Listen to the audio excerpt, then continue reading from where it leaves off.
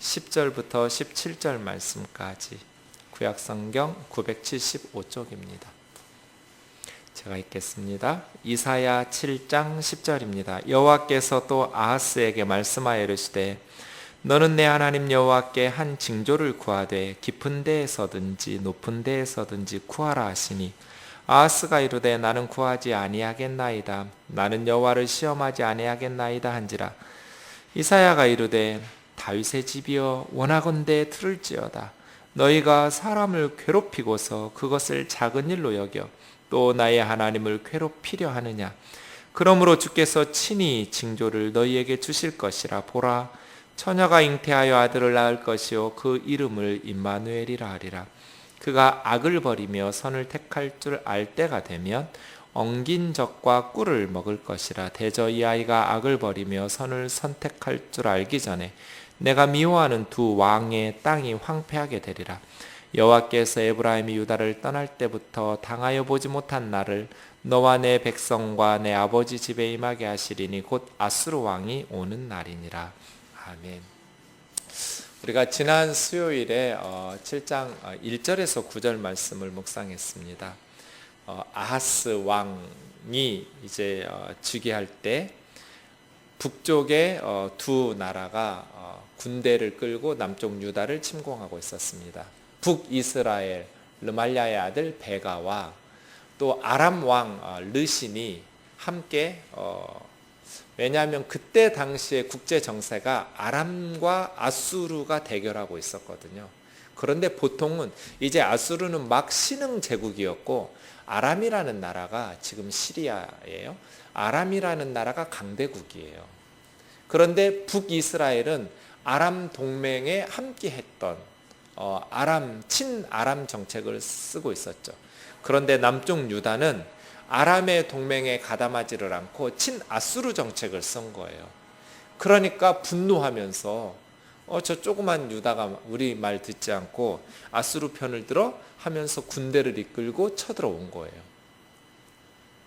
저 북한하고 러시아나 중국하고 큰 강대국이 두 나라가 힘을 합해서 남한으로 쳐들어온 것에 제가 지난주에 이렇게 비유했는데요.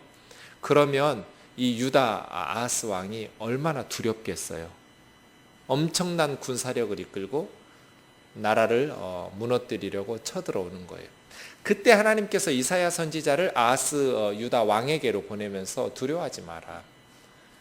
아람의 머리는 다메섹이고 다메섹의 머리는 르신이다.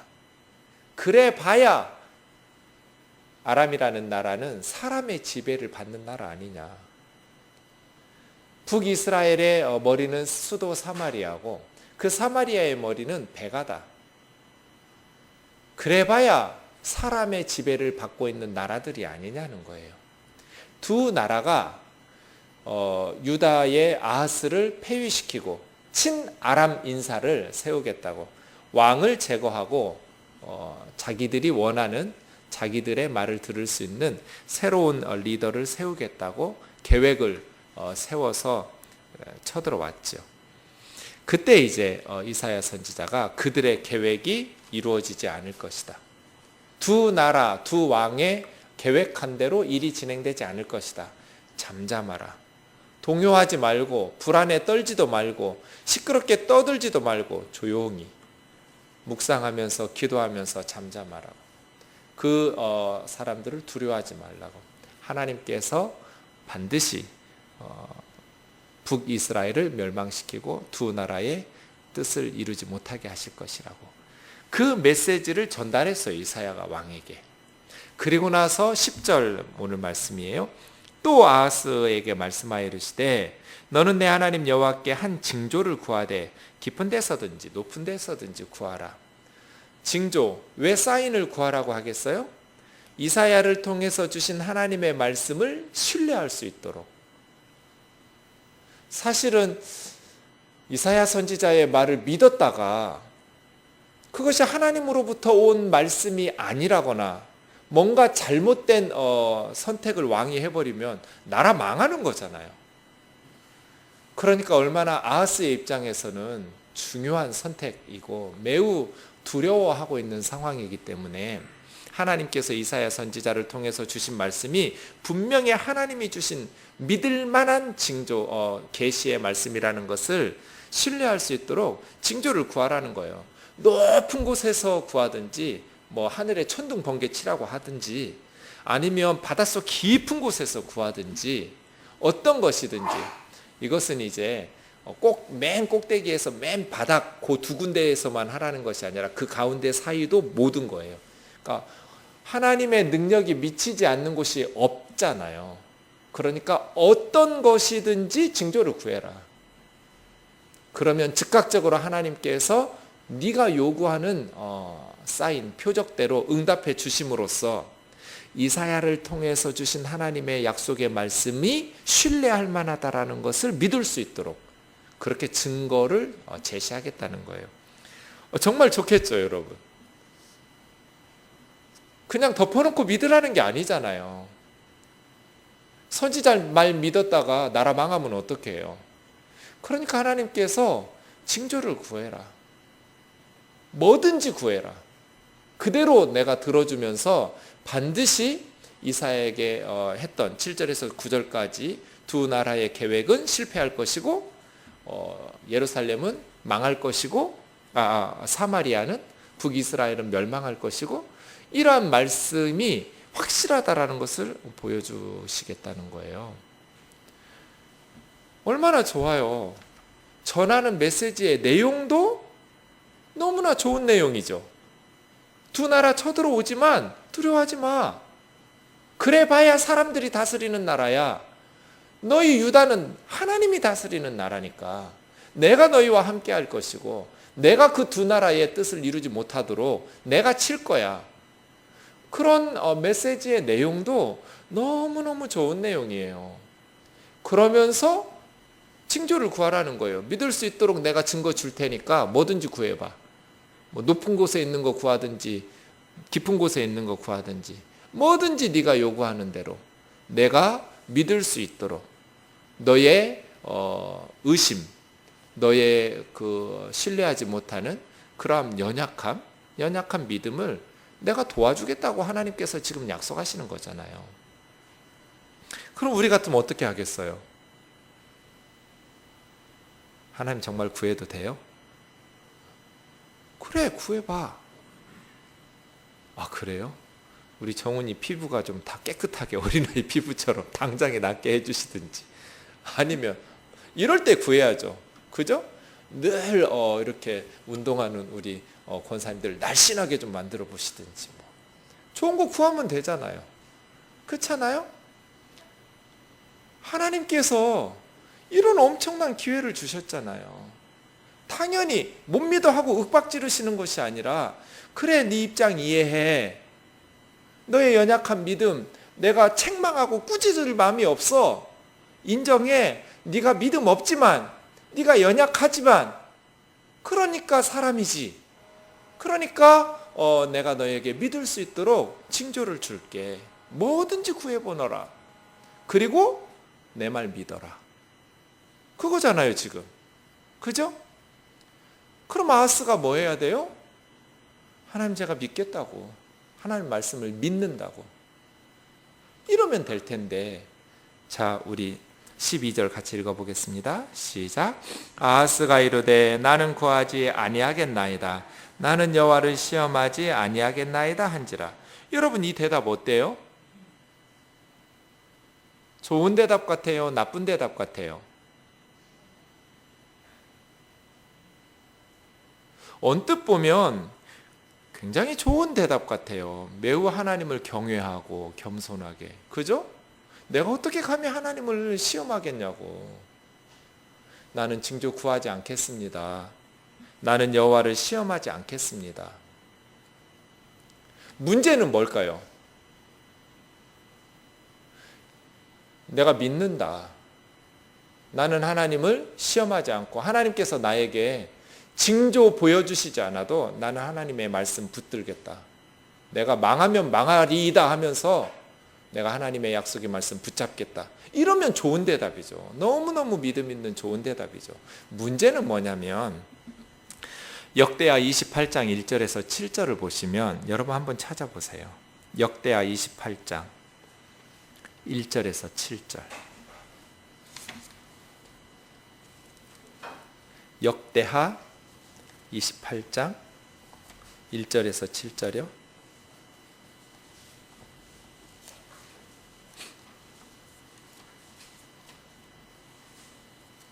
이때 이제 아하스 왕에 대한 이야기가 나오는데요. 아하스가 왕위에 오를 때 20살이었고 예루살렘에서 16년 동안 다스렸는데 그의 조상 다윗과 같이 아니하여 여호와 보시기에 정직하게 행하지 않고 이스라엘 왕들의 길로 행하여 북이스라엘의 왕들의 길로 행해서 바알의 우상을 부어 만들고 흰놈의 아들 골짜기에서 분향하고 우상 숭배하는 거예요. 여호와께서 이스라엘 자손 앞에서 쫓아내신 이방 사람들의 가증한 일을 본받아 그 자녀들을 불사르고 산채로 자기 아들 딸들을 불살라 바친 인신제사를 하는 왕이에요.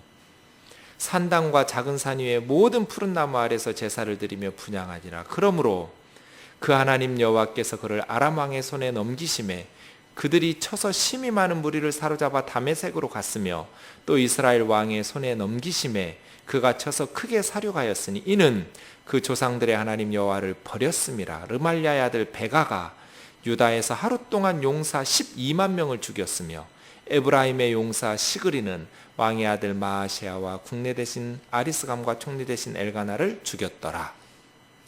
지금 아람과 북이스라엘의 베가가 유다를 침공해서 엄청난 사륙을 하고 성읍 도시를 빼앗고 그렇게 되어 있죠.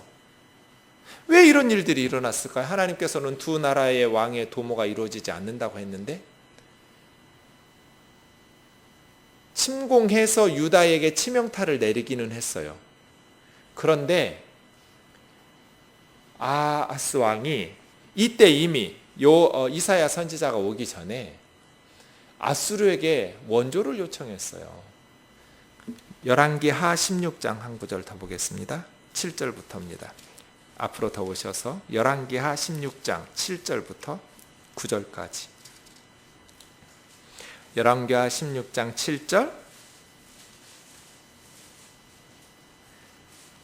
아하스가 아수르 왕 디글랏빌레셀에게 사자를 보내 나는 왕의 신복이요 왕의 아들이라 이제 아람 왕과 이스라엘 왕이 나를 친히 청하건대 올라와 그 손에서 나를 구원하소서 하고 여호와의 성전과 왕궁 곳간에 있는 은 금을 내다가 아수르 왕에게 예물로 보냈더니 아수르 왕이 그 청을 듣고 곧 올라와 다메섹을 쳐서 점령하여 그 백성을 사로잡아 기르로 옮겨가고 또 르신 아람 왕 르신을 죽였더라.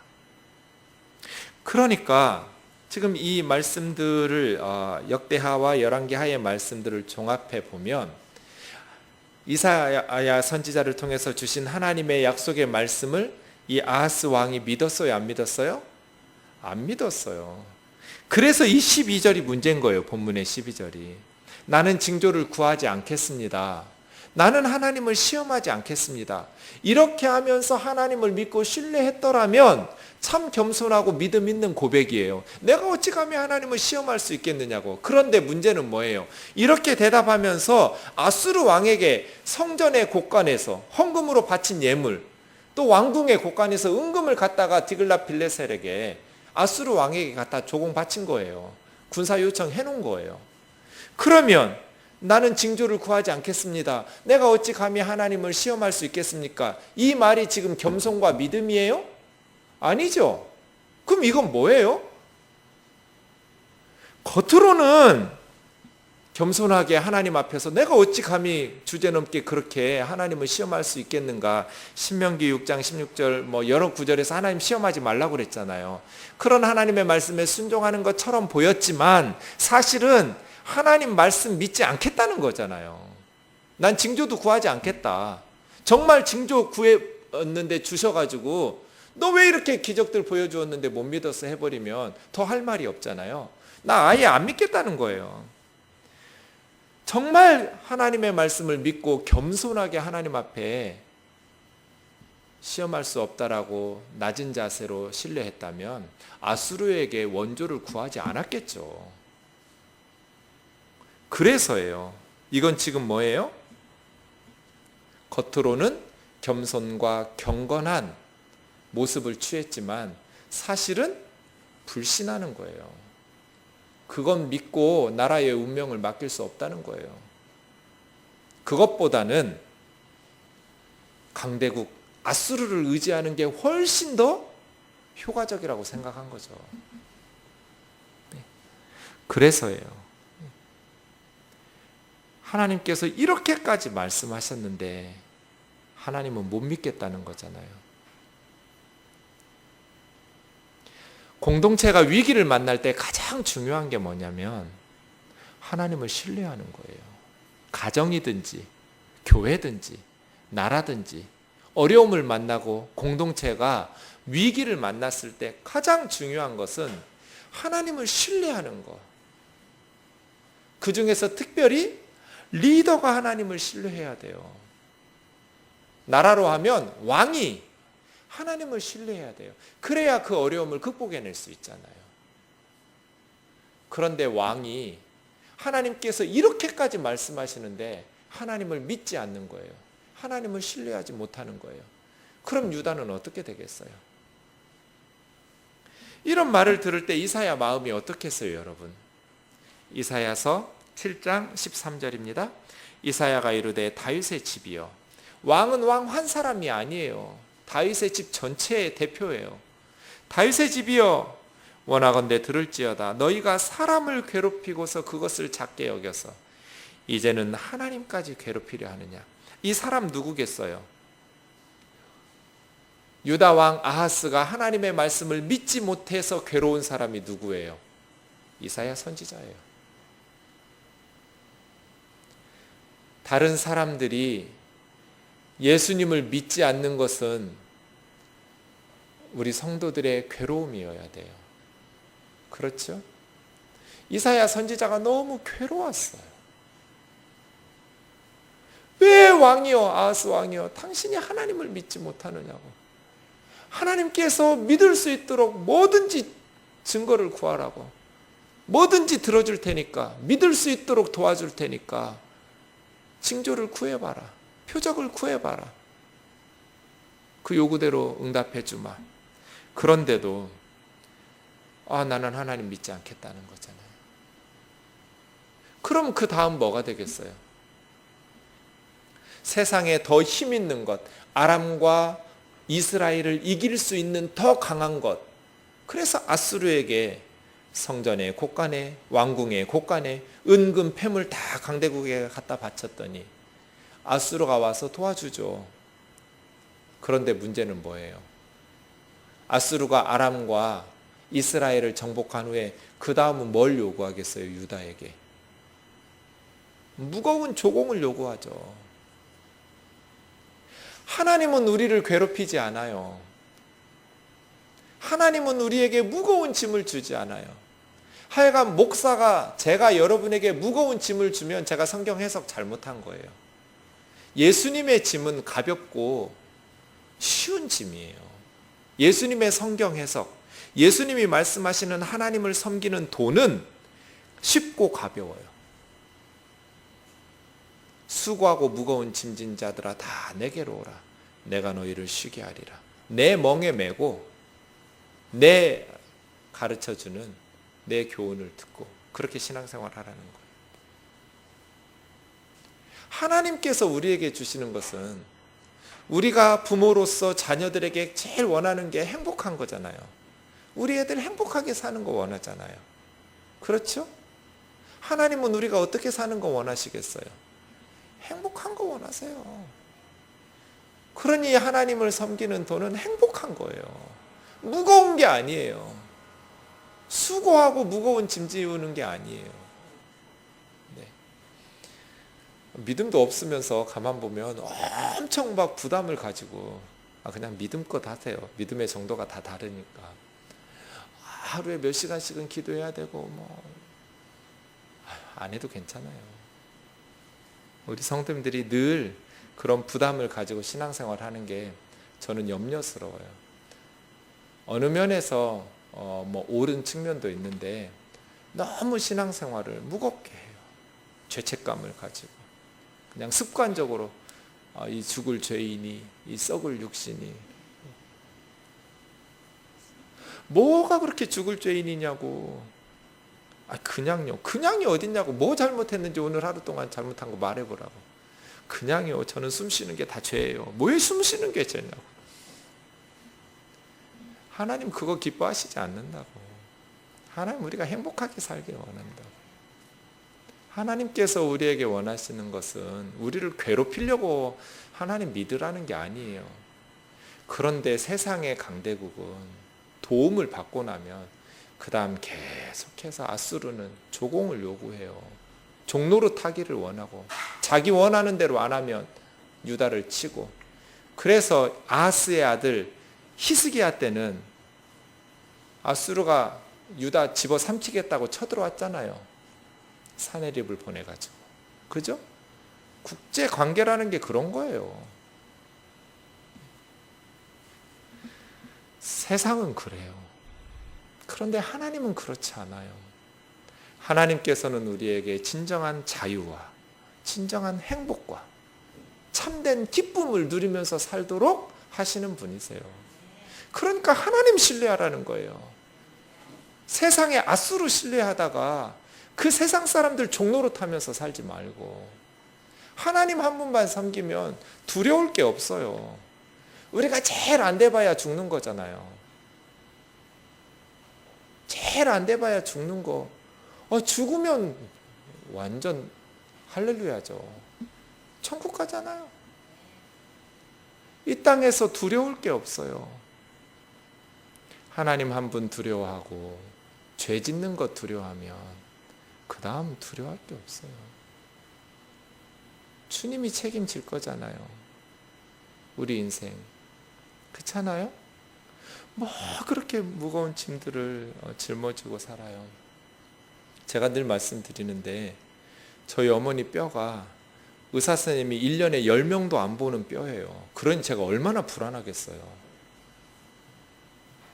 얼마나 골다공증이 심한지 매일 수십 명씩 환자를 보는 이 의사 선생님이 1년에 10명도 못 보는 환자예요. 아주 최위험군에 속하는 환자예요. 저희 어머니가. 그래서 제가 매일 전화해서 체크하거든요. 지금 일하고 있냐.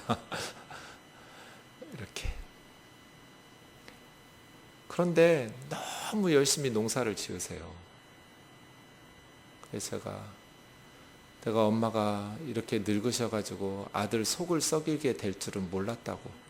내가 우리 엄마 때문에 이렇게 속이 상할 줄은 내가 상상도 못했다고. 전 정말 속상해요. 그래 봐야 몇만 원, 몇십만 원이에요. 그 고추 농사 지어 봐야 뭐 끼케야 몇만 원, 몇십만 원. 좀 더 잘 지면 뭐하고. 요즘 막 애가 타요. 우리 어머니는. 비가 안 와서. 그렇게 고생해서 농사를 지었는데 비가 안 와서 밭작물이 다 타 죽는 거예요. 그거 보라고. 농사 그만 지라는. 엄마 때문에 김제에 비가 안 오는 거라고. 그렇게 농사 그만 지라는데 돈 줄 테니까 농사 그만 지라는데 그거 농사 지어서 얼마나 그냥 즐기면서 조금만 텃밭 가꾸면 좋잖아요. 재미삼아. 욕심껏 지으세요. 이제 내년이면 80인데 몇 년이나 더 건강하게 사시겠다고 그 귀한 시간을 농사 짓는 데 쓰냔 말이에요. 그게 꼭 우리 어머니 모습이 제 모습 같기도 해요. 별거 아니에요. 제가 볼 때 우리 어머니 농사 그거 좀 더 잘 짓고 못 짓는 게 이제 몇 년 남지 않은 우리 어머니의 인생에 뭐 그렇게 큰 문제겠어요. 농사 좀 더 짓는 게. 콩 몇 말 더 거두는 게 무슨 인생에 중요한 이슈냔 말이에요. 그렇지 않아요? 제가 볼 때는 너무 사소한 거예요. 그렇게 돈 모아가지고 우리 어머니 쓰지도 않으세요. 그 돈 다 자식들 주겠죠.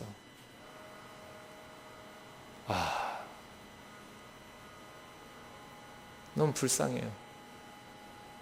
근데 나도 그렇게 살고 있지 않는가 이런 생각이 들어요. 하나님께서 보실 때 야 준경아 그거 그렇게 신경 쓸 거 아니다. 그렇죠? 그런데 그거 없으면 죽는 줄 알고 막 그거 하다가 평생 살다가 늙어 죽어요. 그 뭐 대단한 거라고. 정말 우리 인생에 중요한 것은 많은 재물도 아니고 높은 권력도 아니고 그런 거 아무짝에 쓸모없는 거예요. 하나님 주시면 뭐 많이 가지고 선한 일 하면 되고 높은 지위를 가지고 정의롭게 반듯하게 잘하면 좋겠죠.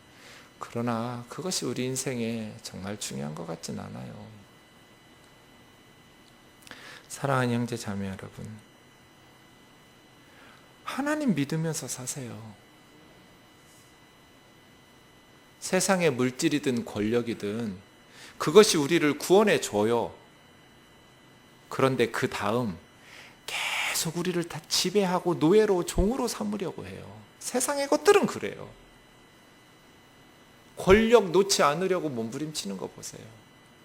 완전히 폭삭 집안이 망할 때까지. 물질에 노예된 공부나 조금 했어요? 우리 고위직 관료들 보세요. 기껏 돈 벌어가지고 재벌 회장하는 거 보세요. 젊은 여자들이나 데리고 죄나 짓고 뭐 대단한 인생을 산다고. 하나님 앞에서 하루하루 값지게 하나님을 기쁘시게 하면서 사는, 아무것도 아닌 것 같지만 하나님을 찬송하고 하나님 앞에 기도하고 하나님 말씀 순종하면서 우리 삶의 바운더리에서 동네에서 만나는 이들에게 예수님을 이야기하고 사랑을 나누고 베풀고, 그런 삶이 값진 거죠. 세상은 우리를 두렵게 해요. 너 돈이 없으니 실패한 인생이야. 너 공부를 못하니 실패한 인생이야. 너는 세상에서 이런 식으로 계속해서 세상적인 것들을 가지고 두렵게 해요. 그래서 아수르를 의지하게 해요. 그러니까 이사야는 너무 괴로웠어요. 하나님을 믿고 신뢰하지 못하는 세상 사람들을 보면서 우리도 이사야 선지자처럼 괴로운 마음들이 있죠. 14절 말씀 우리 같이 좀 읽겠습니다. 시작. 그러므로 주께서 친히 징조를 너희에게 주실 것이라. 보라, 처녀가 잉태하여 아들을 낳을 것이요 그 이름을 임마누엘이라 하리라. 제가 읽겠습니다. 15절. 그가 악을 버리며 선을 택할 줄 알 때가 되면 엉긴 젖과 꿀을 먹을 것이라. 대저 이 아이가 악을 버리며 선을 택할 줄 알기 전에 내가 미워하는 두 왕의 땅이 황폐하게 되리라. 여호와께서 에브라임이 유다를 떠날 때부터 당하여 보지 못한 날을 너와 내 백성과 내 아버지 집에 임하게 하리니 곧 아수르 왕이 오는 날이니라. 아하스가 징조를 구하지 않겠다고 그랬어요. 그랬더니 하나님께서 일방적으로 징조를 주셨어요. 그런데 이 이사야 7장 14절이 예수님과 관련해서 매우 중요한 예언이에요. 유명한 신약 성경에서 인용되는 예언인데요. 구약 선지서의 예언을 해석할 때는 신약의 관점으로 해석하면 안 돼요. 우선은 이사야서 문맥 속에서 해석하고 그리고 나서 신약의 관점으로 메시아 예언으로 보셔야 돼요. 그러면 이 문맥은 뭐예요? 두 나라가 남유다를 침략해서 전쟁이 시작돼요. 그러니 선지자가 징조를 구하라고 했는데 하나님 신뢰하지 못하는 이 아하스 왕이 나 징조 구하지 않겠다고 그래요. 그랬더니 하나님께서 징조 주신 거예요. 일방적으로. 그 징조가 뭐냐면 아이가 한 명 태어날 거예요. 그런데 처녀에게서 아이가 태어나고 그 아이의 이름이 임마누엘. 임마누엘은 하나님께서 우리와 함께 계신다는 뜻이에요. 하나님께서 함께 계시는 아이의 이름처럼 하나님께서 유다와 함께 하신다는 건 뭐겠어요? 북이스라엘과 아람의 군대로부터 남쪽 유다를 구원해 주셔야 함께 하시는 증표가 되는 거죠. 남쪽 유다가 구원받을 것이에요. 그런데 여기서 중요한 것은 이 여자가 처녀냐 뭐 젊은 여자냐 이런 게 중요한 게 아니라 시간이에요. 이 아이의 시간, 성장과 관련된 시간인데요. 그 아이가 악을 버리며 선을 택할 줄 알 때가 되면 엉킨 젖과 꿀을 먹을 것인데 대저 이 아이가 악을 버리며 선을 택할 줄 알기 전에 두 왕의 땅이 황폐하게 되리라. 두 왕의 땅은 어디겠어요? 북이스라엘과 아람이죠. 아람과 지금 유다를 침략해 오고 있는 아람과 이스라엘 왕들의 베가와 르신의 땅들이 황폐하게 될 것이다. 그러니까 유다가 구원되는 거죠. 그런데 언제? 임마누엘이라는 이름을 가지고 있는 그 아이가 선악을 구별할 줄 알기 전에, 2-3살 되기 전에 그 말이잖아요. 그러니까 임신하는데 한 9개월, 1년, 그 다음에 그 아이가 자라서 2-3살, 그러니까 3-4년 내에 이 말이잖아요. 길지 않을 거다. 내가 너에게 이사야 보내서 예언했던 그거 그대로 성취될 거다. 두 나라의 땅들이 황폐하게 망할 거다. 아람도 망할 것이고 북이스라엘도 멸망할 텐데 아이가 자라나서 선악을 구별하기 전에, 그런 뜻이에요. 그러니까 이 예언에 있어서 문맥상 중요한 것은 머지않은 장래에 유다는 구원받을 것이고 유다를 침략했던 두 나라는 망할 거다. 그 말이에요. 자, 그런데 이제 14절 보세요. 우선 처녀가 잉태하여, 이 처녀라고 번역된 단어가 원래 구약 성경에서 처녀는 베툴라라는 단어가 있어요. 이건 분명히 처녀예요. 항상 처녀.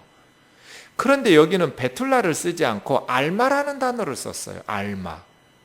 알마라는 이 이스라엘 말은 7번 쓰였거든요. 구약 성경에 7번 쓰였는데 어디서는 처녀로 번역되어야 되고요, 어디서는 꼭 처녀가 아니어도 돼요. 그냥 젊은 여자예요. 결혼한.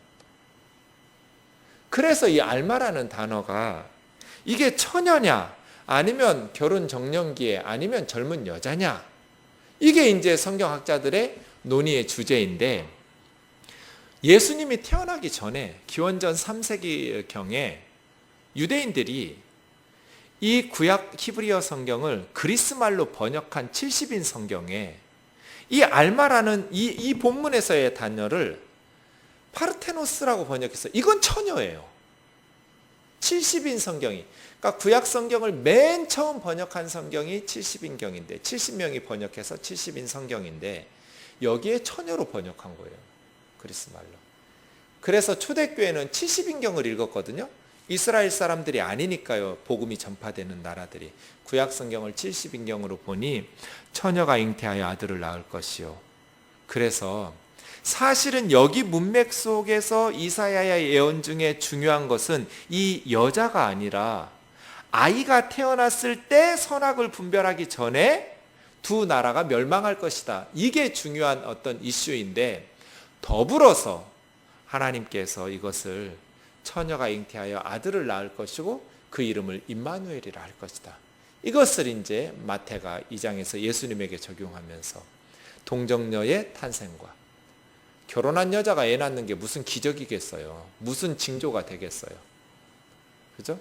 처녀가 잉태하여 아들을 낳을 것이고 그 아들은 하나님이 우리와 함께 계신 그 어떤 유다의 구원보다도 하나님께서 우리와 함께 하신 사건은 예수님의 성육신 사건이잖아요. 그러니 이것을 예수님의 성육신 메시아적으로 이미 예수님이 태어나기 몇백 년 전부터 이스라엘 내에서 이 본문을 예언을 했어요. 해석을 했어요. 그걸 우리가 예수님의 예언으로 보는 것이죠. 그런데 15절에 보시면 엉킨 젖과 꿀을 먹을 것이다.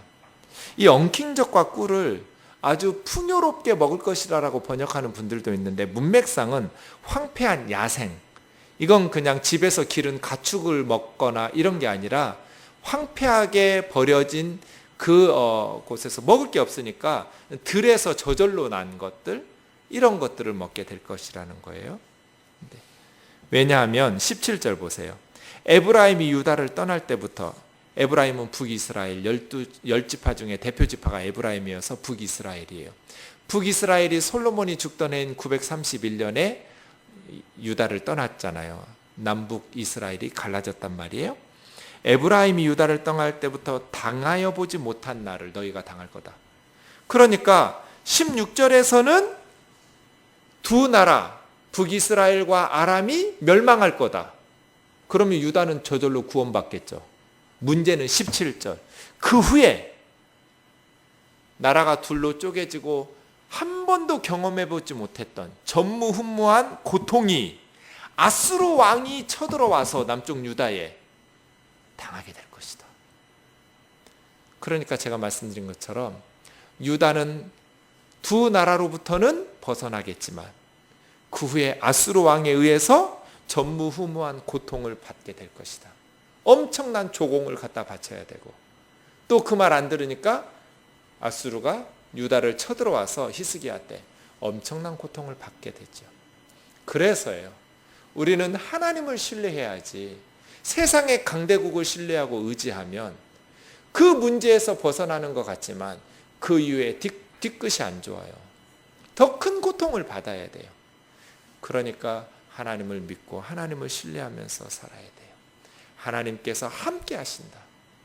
이제 하나님께서는 이 말씀을 단지 이사야 시대뿐 아니라 예수 그리스도를 우리에게 보내어 주셔서 정말 우리와 함께하게 하셨어요. 늘 하나님과 동행하는 삶을 살 수 있도록 우리에게 복을 주셨어요. 정말 예수님을 믿는 삶은 하나님께서 함께 하시는, 하나님께서 눈에 넣어도 아프지 않을 만큼 사랑한다고 말씀하시는 하나님의 사랑받는 자녀가 되어서 하나님의 임재하심 속에서 하나님의 복을 누리면서 사는 삶을 살게 했어요. 상상할 수도 없는 세상에 하나님께서 사람들의 죄를 대신하여 그 죄값을 치르려고 벌거벗고 십자가에서 죽으시고 우리 죄를 용서하셔서 천국으로 오라 하시는 그런 종교가 어디가 있어요? 얼마나 우리를 귀하게 여기시고 아끼고 사랑하셨으면 자신의 생명을 십자가에 내어주시고 우리를 하나님의 자녀로 천국 백성으로 삼으시겠어요.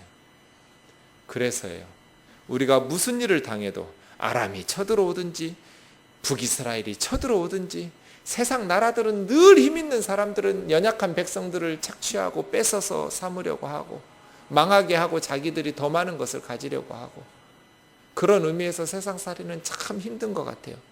아람과 이스라엘을 넘었더니 그 다음 아수르가 쳐들어오네요. 아수르가 도와주는 것 같더니 계속해서 이제 종으로 부려먹고 지들 말을 듣지 않는다고 쳐들어오고, 인생사는 산 하나 넘으면 또 산이 넘어오고 산 하나 넘으면 또 산이 넘어오고, 모세가 하나님 앞에 고백했던 것처럼 우리 인생이 70이고 강건하면 80이래도 그 인생 동안 우리가 자랑할 것은 수고와 슬픔뿐이라고. 신속히 날아가는 인생인데 참 되돌아보면 내가 뭐 하면서 살았나 싶은데 그 짧은 인생 살면서도 힘들고 어려운 순간들이 참 고비고비 많았다고. 이 험한 세상을 우리가 어떻게 살아갈 수 있을까요? 임마누엘, 하나님이 우리와 함께 하셔서 매 순간의 고비들을 넘어가게 하시고 힘든 중에도 하나님 앞에서 값지게 살아가게 하시고, 하나님께서 나를 얼마나 소중히 여기시고 얼마나 많이 사랑하셨으면 예수님을 십자가에 내어주셨을까. 그 십자가의 사랑을 가슴에 품고 살아가는 것이죠. 사랑하는 형제 자매 여러분, 이 약속의 말씀, 나를 신뢰해라. 내가 너를 지켜주고 내가 너희와 함께 할 것이다. 아수르 의지하면 너는 망할 거다. 순간에 살아날 것 같지만, 도움을 힘입을 것 같지만 결국 노예된 삶을 살 것, 굴종의 삶을 살게 될 것이다. 나를 신뢰하라. 나는 너희에게 진정한 힘이 되시고 나는 너희의 진정한 도움이 되어서 내가 너희들 인생 책임질 테니까 나를 신뢰하라고 하나님이 지금도 우리에게 요청하고 필요하면 징조 구하라고 말씀하시고 하나님을 믿고 승리할 수 있도록 도전하고 계시는 것입니다. 그 말씀 앞에 우리가 아멘으로 믿음으로 굳게 서기를 주의 이름으로 축원합니다. 기도하겠습니다. 말씀 기억하며